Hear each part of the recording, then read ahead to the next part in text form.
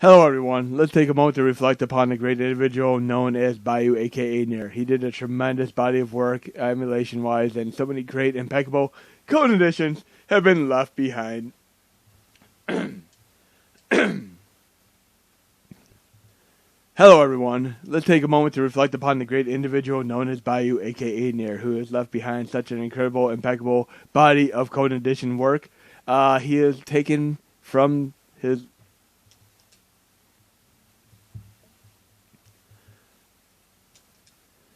Hello everyone, let's take a moment to remember the great individual known as Bbbbbaaayooouuu aka Nier. He is taken way before his time due to unforeseen circumstances, but he has left behind an incredible, impeccable body of code addition work that will be remembered for many years to come by myself and many others. And some of the stuff that he's done is the original coding of the MSU-1 full CD soundtrack mode capabilities for the Super Nintendo emulators, as well as the highly accurate Higgin and, of course, SNES. He literally bought the entirety of the SNES collection in raw cartridge form and dumped these games one by one, painstakingly, case by case, scenario point, to get these as accurate emulation-wise as thoroughly possible. And this really was evident in games such as Speedy Gonzales, which was absolutely unbeatable on other emulators. Up to that point, you would get to like a switch and try to hit it, and you couldn't even beat the game. I mean, you were literally locked up, frozen in time. Kind of like when you're in Blaster Master and you get out of your vehicle and you pause the game and unpause it in the ice block stage, and then the ice blocks make it so you can't get back in your vehicle, and you're done. But in any case, he was also behind some localizations, translations that you may have played, such as Bahamut Lagoon, Durlag Risser, Dragon Quest V, Tekken Blade, amongst other games. I mean, he did such a tremendous job, and he will be sorely missed thoroughly for many eons to come. But let's get on to a showcase of one of his greatest code additions, none other than MSU-1 capabilities. But we're going to be running this in a special way with Mega Man 4 for Nintendo. And it took 6 months for Infidelity to port this code over so we could run this with the NES game Mega Man 4. And through the years to come, we're going to see many more NES games take suit, such as Castlevania, Legend of Zelda, and hopefully one day Rygar, Strider, Bionic Commando, etc. I mean, so many great Fortitude games here. Let's check this out here. Mega Man 4 for the win. And I'm going to do a little bit of an anecdotal story here, where many years ago, in roughly 1992, I went into Babbage's, and I was looking for the latest, greatest Super Nintendo Sega Genesis game. Yes, I own both systems. I could not distinguish between which one I like more over the other, because for every game on one, I loved an equal game on the other, timeless classic-wise. I mean, we had the awesomeness of Victo K's Troubleshooter series on Sega Genesis, which I found out about in GamePro magazine, which I used to love, seeing like the 5-star reviews, and I would buy so many great games. I mean, Batman Returns by Konami for Super Nintendo, Super Ghosts and Ghosts for Super Nintendo as well, Revenge of Shinobi for Sega Genesis, Gargoyles for Sega Genesis. I mean, the list goes on and on. But in any case, I found Mega Man 2, Mega Man 4 on the shelf in 1992, a whole literal year after the Super Nintendo hardware came out, and of course 3 years after the Sega Genesis hardware came out. Right here is a little exploit where you go back and forth and fight the enemies to get your power-ups, your power upgrades and all that. And even in Mega Man 1, 2, 3, 4, 5, 6, you could like do a little bit of like a glitch where you like go back just a little bit. You can make enemies disappear rather than respawn. Like try it in the Airman stage. Just go back and forth until the enemies actually disappear, or you can make them respawn and get your health. Like let's try go back here, see if we can get this enemy to respawn. There we go. That's how you get your health back, or your energy and such. Okay, and you can even exploit to get like unlimited free guys at like Mega Man 1 if you do it in a certain way. Whoa! Oh yeah, full CD soundtrack mode activate for the win here. Thank you Infidelity for putting 6 months into porting this over so we can run the NES version of this. I'm looking forward to having like renditions of like Zelda 1 and other such games, especially Castlevania 1. Sort of like, whoa! Like we had in, of course, like the Method emulator with the HD NES. Okay, please don't. Oh, jeez, I got screwed so bad. But we're going to restart the game right now. I'm going to try another stage, because we're going to do a few of these stages with the full CD soundtrack mode activate. And through this customization, you can choose the original NES soundtrack here, or you can choose the updated soundtrack. Again, courtesy of the MSU-1 by Nier, aka Bbbbbaaayooouuu. And this soundtrack was actually, unbeknownst to many of you, on the original PlayStation 1 Japan only remastered soundtrack Rock Band Collection. I mean, yes, you can play the PlayStation 1 version of it. But we're going to try another stage here.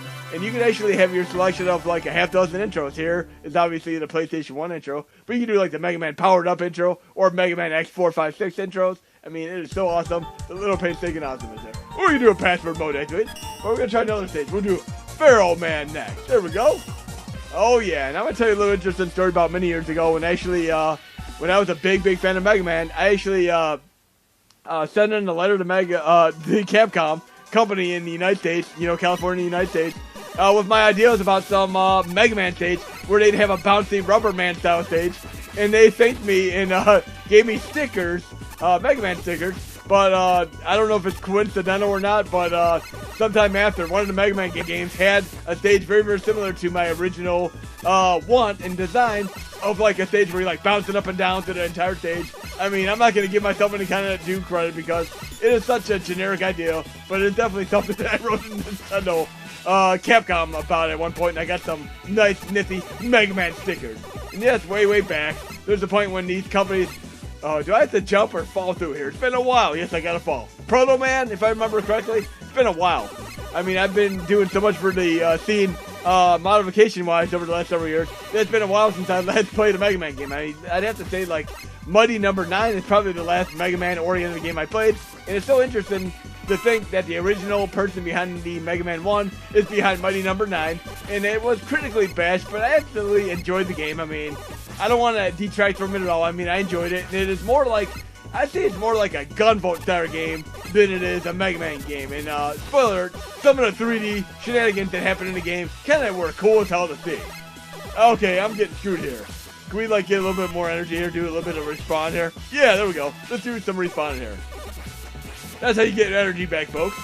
But talking about streaming services, I have Hulu, Netflix, Disney Plus, HBO Max, Tubi, YouTube TV, Amazon Prime Video, and so on. I just added Apple TV to my streaming service repertoire through the recommendation of DaniMan827. There's a great show in there called For All Mankind, which is like an alternate take on the space race. And of course, I found this movie on there called Coda, which is in short form called Children of Deaf Adults. And that was a great movie with impeccable Oscar-worthy material. I think it's going to be a winner, Oscar contender. I mean, something for Best Picture or even Best Actress. It was a great movie. And it's always fun to see Marlee Matlin in movies. I mean, I loved seeing her with William Hurt in the movie Children of a Lesser God when I was a child. That was a great movie. My mom took me to the theater to see that. And I literally saw that and Star Trek for The Voyage Home at the same time. I mean, they were great movies at the local theater.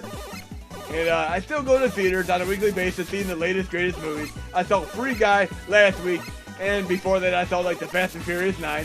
Okay, I don't have anything to get up there just yet. And it's Decap Attack here. Why is this Chuck from Decap Attack here? I can't get up there yet. Oh, geez, I don't have anything to get up there, right? Or do I? Oh, yeah, I do. Coil, right? Let's see if we can do this. Oh, come on. Give me a coil. How do you do this again? Oh, come on. I can't. There we go. Yeah. Part of my French here. Okay. Let's change back to the weapons there. I need more energy or I'm going to die. Do I have an energy tank? Oh, yeah. I got an energy tank, right? Yeah. Okay. Like Metroid energy tank.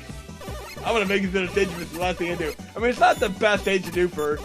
Remember these guys from the Woodman stage? Yes, we're having enemies that were redone from other Mega Man games. Definitely from the Woodman stage, if I remember correctly. Oh, jeez. How do we do this? Oh, don't knock me off. I love having that little bit of invincibility clause there. You know in the games where you get... Oh, whoa. You know in the games where you don't have the invincibility frames where you literally get hit and die right away? Try to think. Let's try this one more time here. Or we could actually do restart and try another stage. Come on, we gotta do a few more stages here. Here's the amazing soundtrack. Again, Bbbbbaaayooouuu, awesome job on this, and it's gonna be enjoyed for many years to come. Again, we're gonna do the soundtrack here. Infidelity, awesome thoughts here.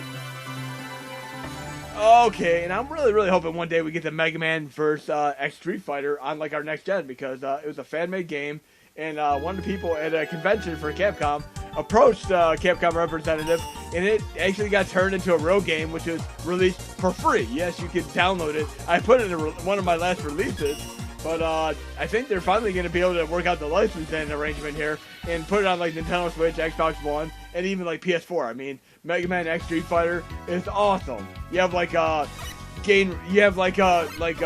like Blanka Stage, etc. Oh yeah. And you might also notice there's like ZERO Slowdown. Awesome stuff there. The original Mega Man 4 on Nintendo had slowdown, but there's no slowdown here. We have the full CD soundtrack as well as no slowdown.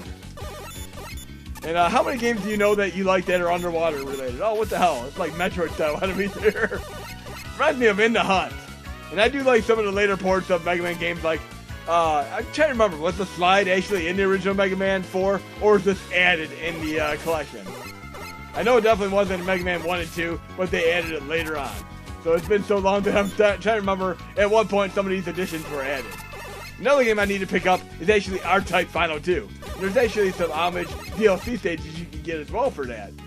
Like they have one from R-Type Final. Oh, come on, Jabberjaw. Oh, jeez. Okay. Oh, wow. I saw this interesting video the other day, like where I love these parodies of like the It movie. They had one where they're looking like into like the sewer, and they're like, "Is anybody down there?" It ended up being like the Scooby-Doo laugh. That was pretty funny stuff. Another thing I kind of find interesting is the fact that many people critically bash and hate Scrappy-Doo, but as a kid, I was actually fine with Scrappy-Doo. It's like, let me at him, let me at him. I mean, what other cartoon characters did you hate? I mean, were the Wonder Twins the characters that people hated? I remember seeing like the Cartoon Network and them doing some funny parodies of like the Wonder Twins, where like they stepped into a puddle of water and Dan and Jane accidentally said a certain word, the SHIT word, and got turned into a pile of. It was funny as hell. Oh, geez. But parodies are fun stuff. What is with? I love the fact that this is kind of like jazz style music. It's like jazz pop style music. Okay, let's do a restart here. Okay, we're gonna do one final demonstration, and we're gonna do the Brightman stage. And hope you enjoyed this video so far. It's been a fun adventure here, and we're gonna be enjoying MSU-1 for many years to come. First with Super Nintendo, and then of course with the Mega Drive, such as the Michael Jackson's Moonwalker. Now with NES games, and we're gonna be doing a Legend Zelda one in the near future as well. But let's do the Brightman stage. Oh yeah! And how many people does it take to change a Brightman bulb? I have to say personally, I'm a big fan of jokes, but I do not really care so much for why did the chicken cross the road or how many people does it take to change a light bulb jokes. Them jokes just don't do it for me. I'm more into more perverse, earlier incarnations, such as the Blanche Not Jokes of Dirty Fortitude. And yes, I was into dirty jokes from a young age. I've always appreciated them. I'm going to give you an example here. Oh, great. What do I do? I can't see what I'm doing. Whoa! Oh yeah, I made it. I couldn't see what I was doing though. But in any case, I'm gonna tell you a joke. This guy, for an entire week, starts eating Skittles every day, and then 1 week later, as he's getting down and dirty with his girlfriend, he just, at the moment of impact, whoa! The moment of impact, grasshopper, he yells in her face, "Taste the rainbow!" Get it? Jeez.